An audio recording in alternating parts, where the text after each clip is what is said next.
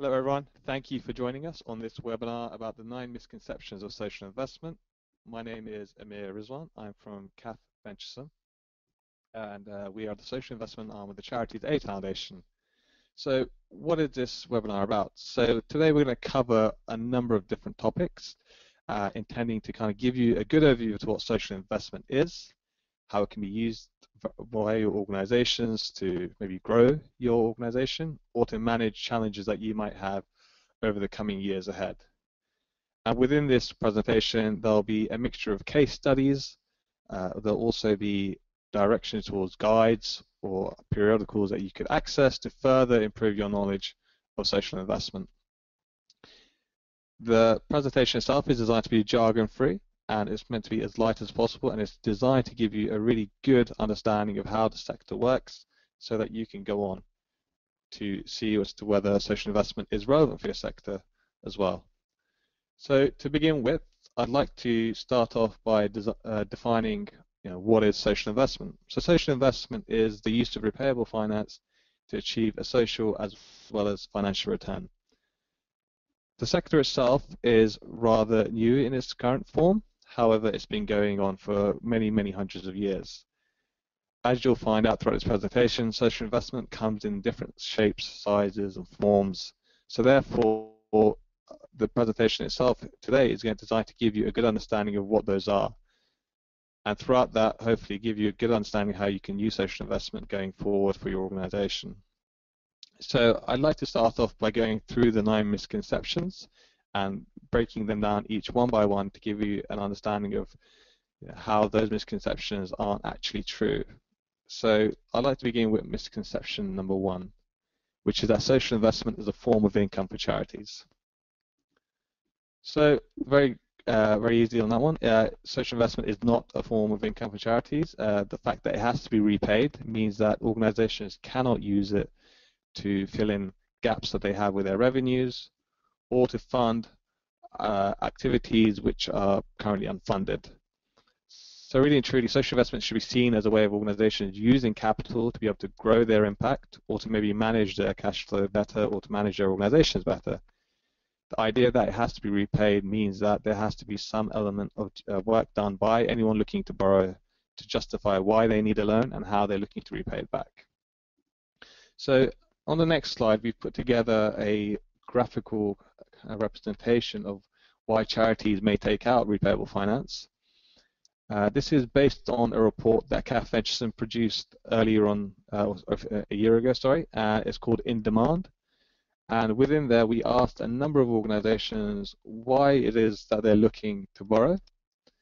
And not only that, as to why they borrowed in the past versus why they're going to borrow in the future. And as you can see, some of the top answers as to why organizations are looking to borrow are for asset acquisitions, refurbishment of current assets or stocks, to pursue new revenue streams by maybe expanding their operations to new areas or having new delivery services as well, to bridge to a confirmed grant, and also to cover working capital challenges which sometimes come about due to contracts or because of a seasonal cash flow. So as you can see, there's a very broad spectrum of why organizations are looking to borrow. And hopefully within there, you may see some links to your organizations as well. Moving on to the next slide, I'd like to kind of go into detail some of the main ones that came out of that previous graph. So we have rescue, cash flow support, transition to a new business, refurbishment, and asset acquisition. So starting off, cash flow support.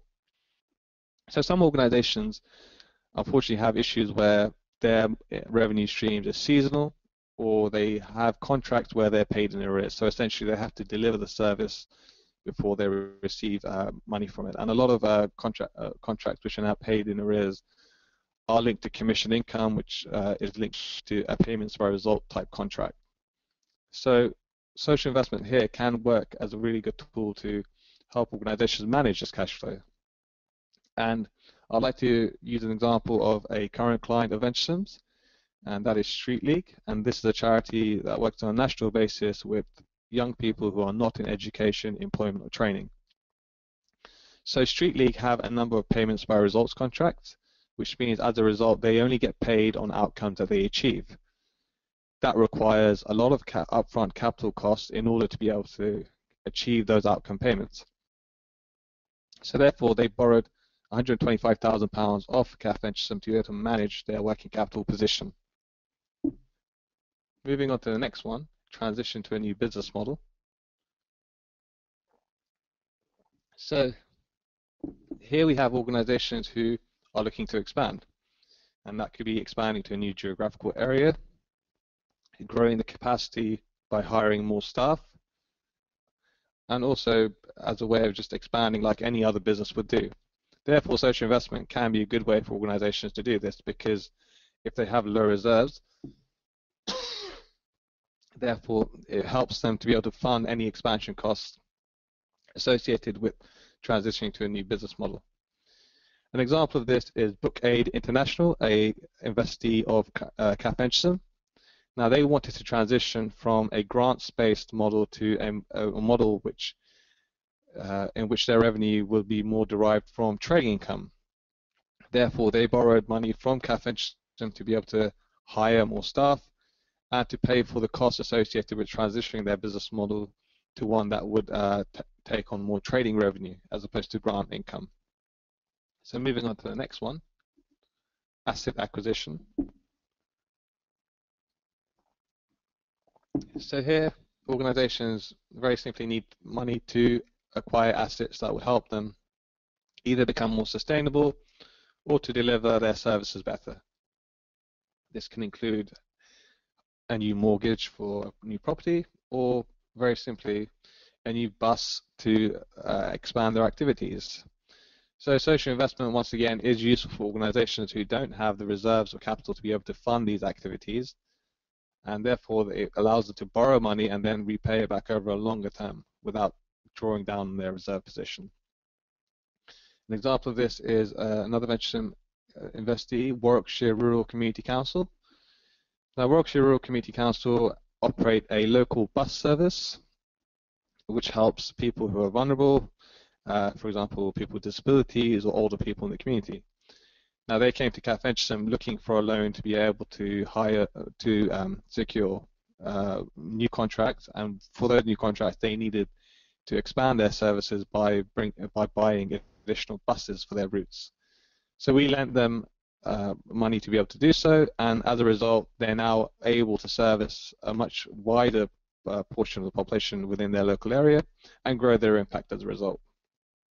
And now moving to the next one, refurbishment.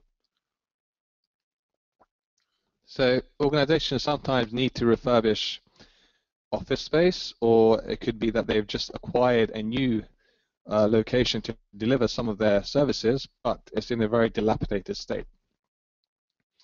So as a result, refurbishing offices or refurbishing areas where they deliver their services is really important for them to do so. An example of how social investment has worked in the past around this is Plaza Community Cinema, which has refurbished a Grade 2 listed cinema in a very deprived part of Liverpool, and as a result turned what was a very dilapidated building into a real community asset. So that hopefully gives you an idea how social investment can be used for refurbishment projects. And finally, it's around rescuing. So social investment can sometimes be used for a way of an organization maybe changing the way they're operating. So we have had instances in the past whereby organizations who, one way or the other, have ended up in a not so positive position. So social investment can help if you have a management team that are very capable and have a clear plan as to how to turn a business around. So therefore, social investment can be used to support any transition in order to help an organization move away from a situation where they're in a very bad place, and therefore they want to implement a more sustainable model going forward. So hopefully that gives you an idea of some of the areas where social investment can be useful. Now moving on to misconception 2, that loans are risky for charities. So loans are risky, however, it's only risky if the loans are suitable for charities. So there's a lot of work that organizations can do in order to help them. mitigate some of these risks before they talk to a lender. And that involves having to do your homework. So we put together a list which gives you an idea of, as a social investor, what tells a bad loan from a good loan, essentially. And hopefully this gives you an idea as to, when you go to speak to a social investor, what it is you need to have in place before you speak to them. So some of the things to note for bad loans is, firstly, organizations not knowing how much to borrow. So this is when an organization comes to us and clearly wants to borrow money, but they don't know what they want. They don't know how much they want to borrow and what the loan will really be used for. So it will go a long way when you talk to a social investor that you come in with a very clear idea as to how all of that looks.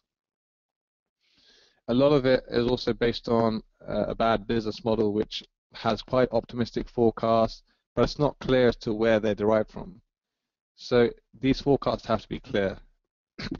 A social lender should understand very clearly what is it that your numbers are based on, and also what happens if these plans don't go to plan. So is there a plan B in place that shows us that you've thought clearly about where your numbers are coming from?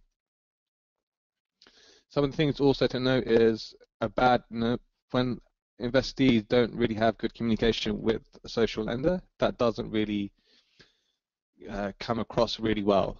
So it's very important that there's a really good relationship between organizations looking to borrow money and the lenders who are looking to lend as well.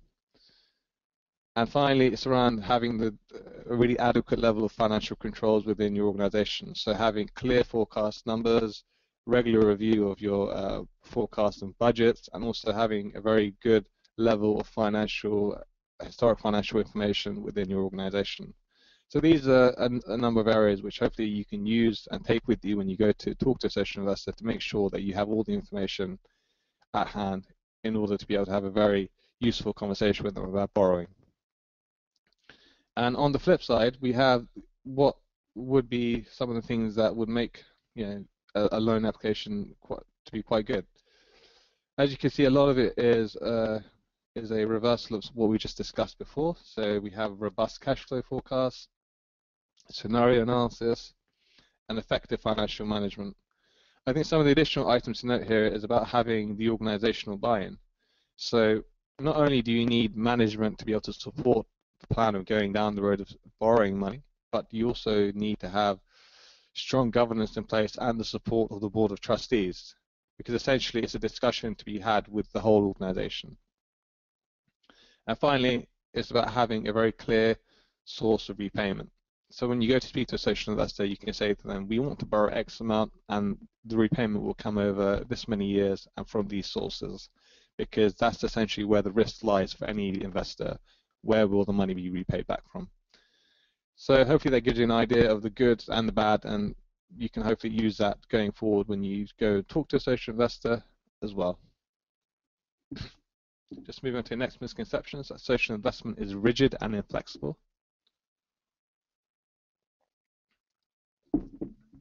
So the good thing to note on this is that there's a lot of options in the market available. It's not only in terms of products, but also in terms of lenders as well. So this is again where that theme of doing your homework and speaking to as many providers as possible really counts.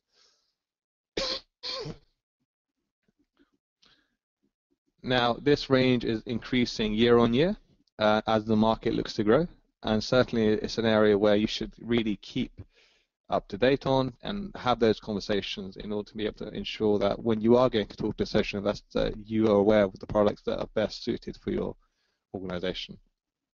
So we made a little table here just showing you some of the different products available and some of the different providers. So unsecured loans, which essentially is where most of the social investment market is made up of at the moment. You have organizations like CAF Webinar, Big Issue Invest, and Key Fund.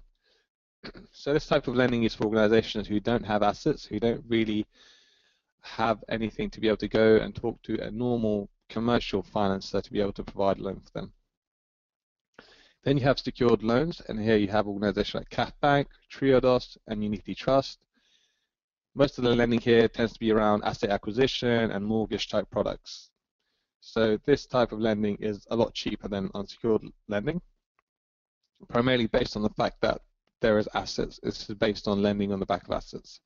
So these are more suited to organizations that may have property or may have assets on their books as well. Now, the remaining three don't form what I would say a minority of the social investment market, only because loan financing makes up the majority. So here you have products such as equity. Equity is more suited to organizations who are structured as businesses in some ways with the other. So companies may buy shares, some type of kicks as well. This is starting to grow more and more, especially as organizations like Bridges Ventures and Clearly So start expanding into the space.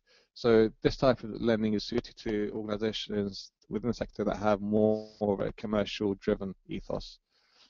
Then you have bond financing, which is based on very much like secured lending. It's very much property-based at the moment, and at the moment the organization mentioned there is Elia, who have their Golden Lane housing bond, which if you're interested in finding out more, I would definitely read up on.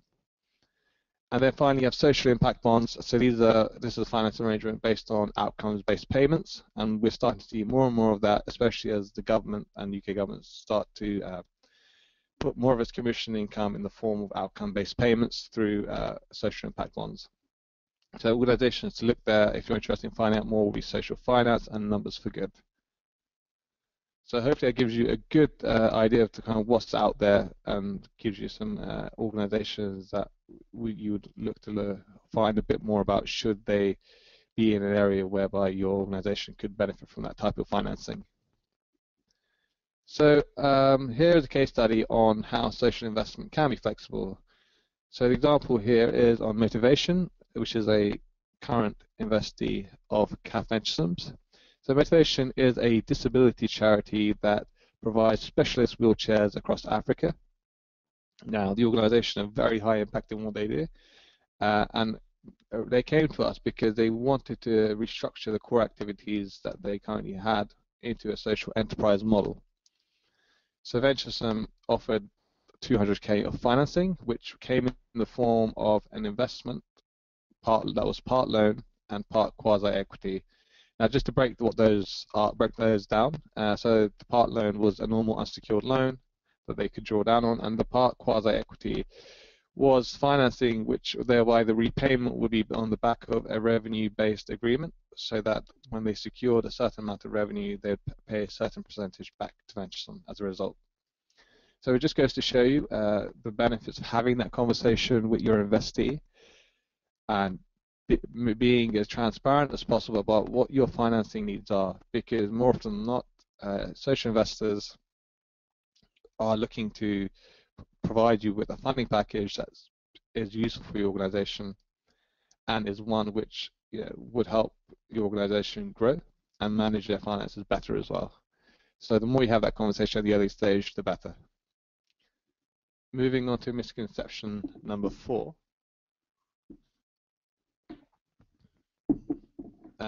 So here we have that loan financing is unaffordable. So what's to note here is that, again, there are a variety of providers here, and as a result, the rates that they charge will differ greatly. So it's about doing your homework. The more you do your homework, the better. So why is it that the providers charge at different varying amounts? The simple answer to that is that each provider gets a source of capital from different sources. So as a result, they'll have to charge differently because of that. So speaking to as many providers as possible, finding out what they charge and what other costs are associated with lending is absolutely vital in all of this. So in the next slide, we put together a map of some sort to kind of give you an idea of how the social investment universe works and how possibly you can go around navigating that when it comes to costs. It's not designed to give you a picture of the total sector, so there will be organizations that aren't here, but hopefully this gives you a good idea as to how it's currently structured. I think what's worth noting is the scale that goes from left to right between impact first and finance first. And what you tend to find is that organizations that are in the top right quadrant tend to be organizations that will charge a higher rate because of the fact is that they're borrowing money from more commercial and expensive sources, so therefore they have to cover that cost. Now, we've seen a lot of growth in this area, especially because of the emergence of big society capital, which is a wholesale lender to the sector as a whole. And it's one area where there is a lot of different rates out there at the moment. So if you are looking to borrow from those sources, it's about finding out which rates work for you and which other costs are associated with borrowing from those organizations. In the left, in kind of the top left quadrant, and also the space where CAF Webinar currently occupies, these tend to be more impact-focused organizations. Therefore, their money is coming from sources which there isn't an implicit need to generate a financial return. So at CAF Webinar, most of our money comes from philanthropists who are looking to generate social impact, and therefore, as a result, we have a zero cost of capital, which means that we are able to offer our loans at a much lower cost than some of our competitors in the top right space. So the key thing to take away from this is do your homework, find out which type of organization works best for you, what is it that your organization can afford, and also how much involvement you want an investor to have. Do you want them to be quite close with you as an organization, or is it something which your main focus is around how much you can borrow as well, rather than how much involvement an investor can have? So moving on to misconception number 5, that social investment is complex and difficult to understand. So the key thing to note here is that it's not all about social impact bonds and revenue participation agreements. Most of what you need to know about the sector is quite straightforward. The majority of the sector is actually made up of unsecured loans, and these other types of products, such as social impact bonds and revenue participation agreements, make up a very small proportion of the overall sector. So some of the most important bits to note are that, as I mentioned, most of it is unsecured lending. Interest rates can vary between 0 to 10% because of what I discussed in the previous section about where organizations borrow, or where these investors borrow their money from.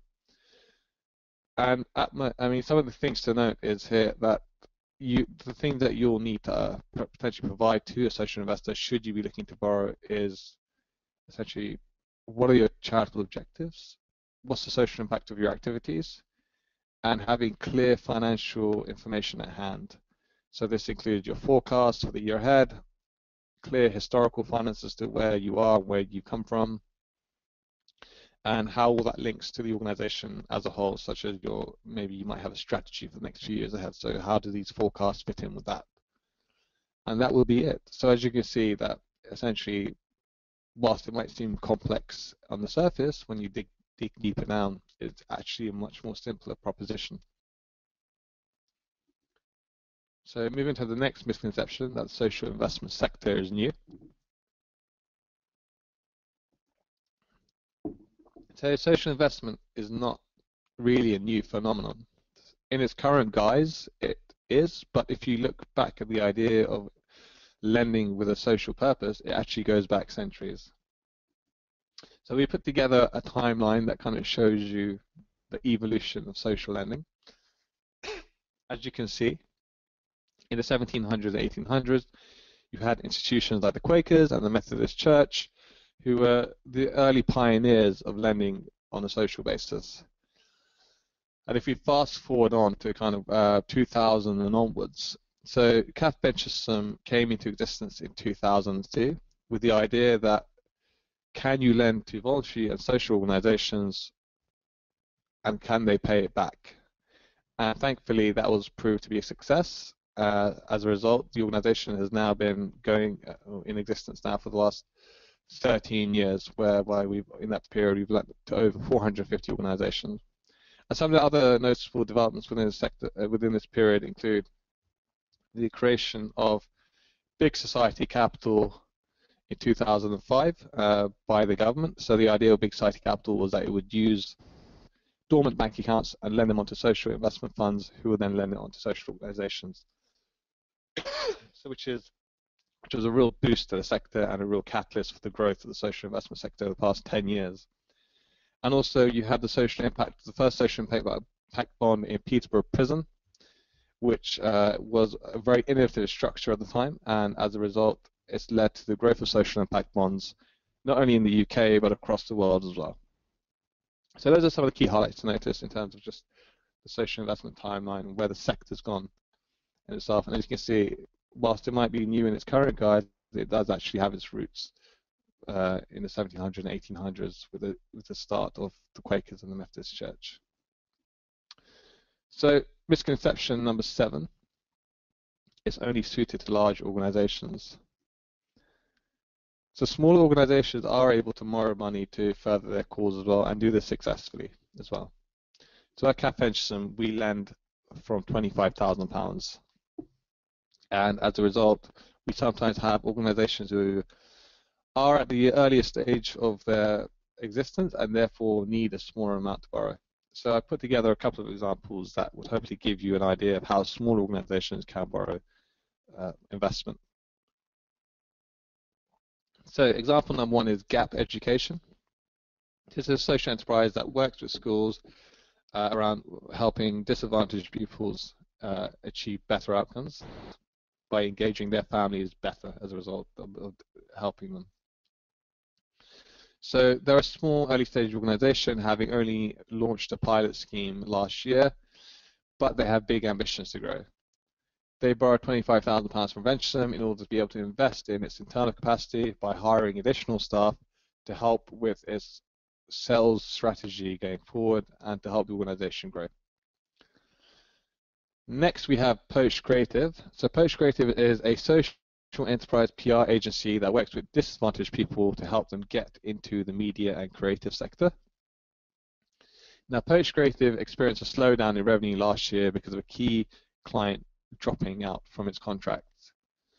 Therefore, they needed money to be able to help them secure more contracts going forward. So as a result, they borrowed £25,000 to hire staff and to develop its website as a way of generating further business. So as you can see, both quite small organizations here, but they both borrowed small amounts with the idea that they wanted to invest in their internal capacity. So therefore, organizations at that level are able to borrow and successfully do that and use it to help further their cause or to grow their operations as well. So moving on to misconception number 8, that the investment process is burdensome.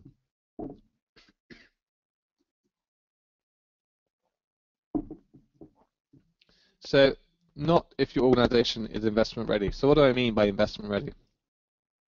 Being able to articulate clearly what your organization does, how it works, and how it helps the beneficiaries that it works with.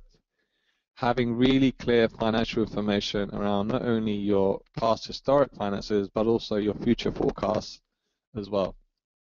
And being able to demonstrate to a lender that you have a very effective financial management process internally as well. The good thing to note is that over the past few years, there's been a number of initiatives that have been set up to help organizations achieve this.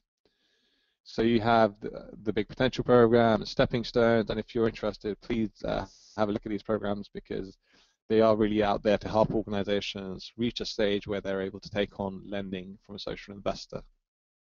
And they do this by helping organizations develop their financial capacity to improve their social impact framework and also to help with any other capacity issues that they might be having as well.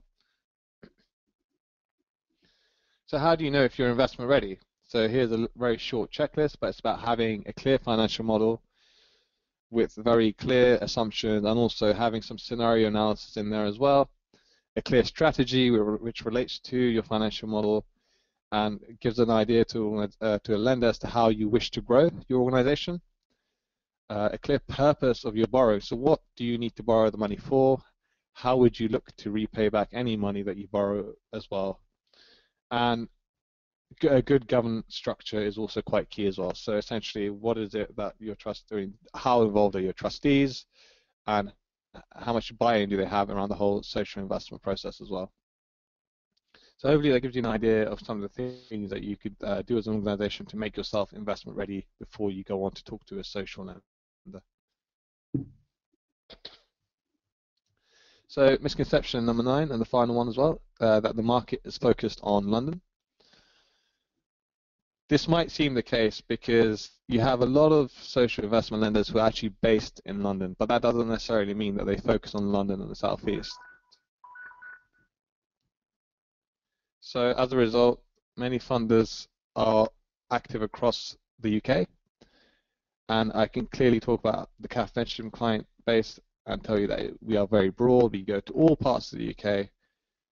We have lots of meetings there as well. So our portfolio is a mixture of different organisations across the UK as well. So there are lots of dedicated providers who have now been set up that have very regional focuses. So you have Key Fund in the north of England, Social Investment Scotland, and also a Social Investment Fund in Northern Ireland as well. So clearly you can see that there's been a big push to get the sector growing in the different parts of the UK as a result of initiatives launched by the government.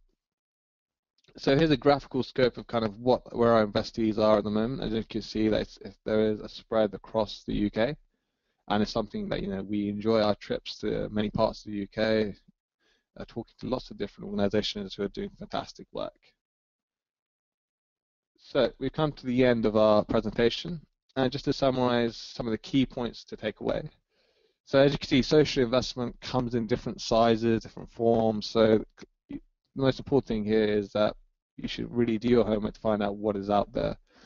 It can be helpful for your organization, as the case studies have shown, and also in terms of what we've done when we've run through the different areas, that social investment has lots of different ways in which it can help your organization. But the sector is made up of a lot of different funds and players, so it's about going to speak to as many as possible, doing your research and homework, and finding out what's best for you. And there are resources that are available as well, which you can freely access as well to be able to help you find out more. I mean, if you want to find out more as well, please feel free to give us a call. Our number is on 02000 123 300. We're always happy to have a conversation with organizations who are looking to borrow but aren't quite sure, to give them a better understanding as to how social investment might help them. Put together a short glossary here to take away that covers some of the points we may have talked about or that I referenced earlier on as well. So I'm not going to go through each one, but it's there for you to look into as and when you need to. And here are some sources of information which are also useful. So have a look at these different organizations. They all offer a different scope into kind of how social investment works. Also, please check out the CAF Venture blog. We update that on a regular basis, where we talk about some of the clients we've helped and some of our latest thoughts about the sector as well. You can also contact us via Twitter and also on LinkedIn as well. So thank you very much for listening. I hope you've enjoyed that presentation and you found it useful. It's been a pleasure presenting to you, so thank you very much. Bye-bye.